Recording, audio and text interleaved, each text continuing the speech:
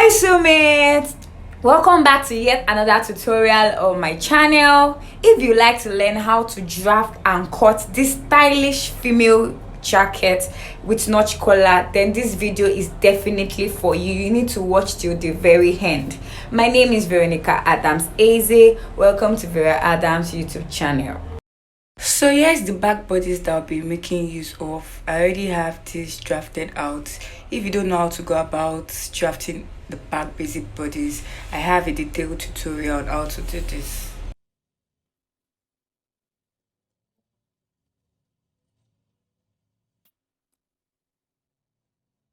Moving on to the front bodies, I have gone ahead to also draft it out, but at the top of it I left 5.5 inches at the top.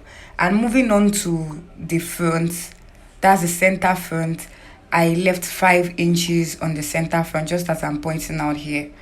So here's the data I'm using. I actually used half an inch on both sides before I increased it to 0.75 inches on both sides, making it 1.5 inches, just as the one for the back. So on the waistline, from the original center front, I'm going to come out by 1 inch, and that will serve as an extension for the button. I'll go ahead and connect this extension downwards to meet the hem of the jacket, just the way you see me doing here. And moving upwards, right from that extension, I'm going to connect it right into the neckline curve.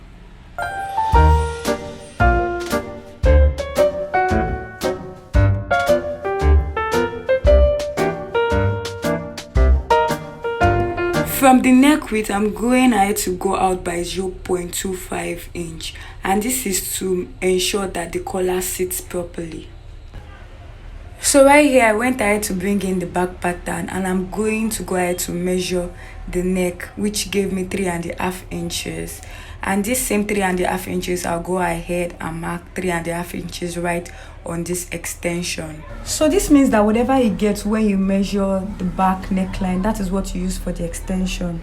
So the next thing is to determine the width of the collar. So for the course of this tutorial, I'll be using 3 inches. You can use 2.5 or 3.5 depending on what you want. Note that when I connected this point, I did it diagonally, not as a straight line. Moving towards the neck depth, I'll go ahead from that neck depth area at the center front. I'll go ahead and mark 3 inches, and then I'll connect it just the way you're seeing me doing right here.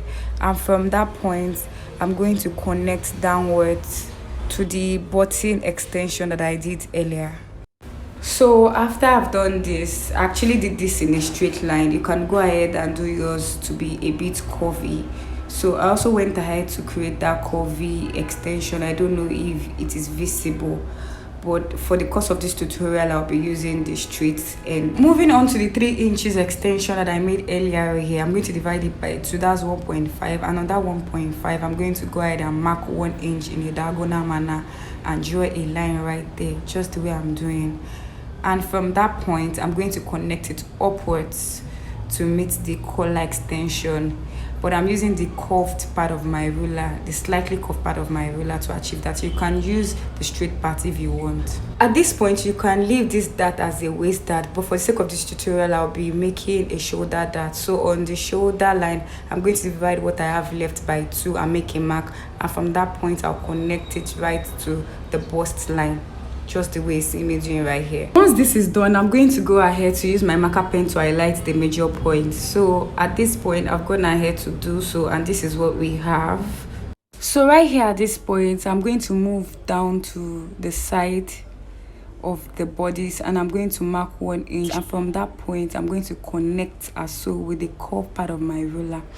So because I don't want the front of these bodies to be straight, I'm going to go ahead to use my free hand to connect in a curved manner, just the way you're seeing me doing right here. I've gone ahead to use my marker pen to highlight it so it becomes more visible.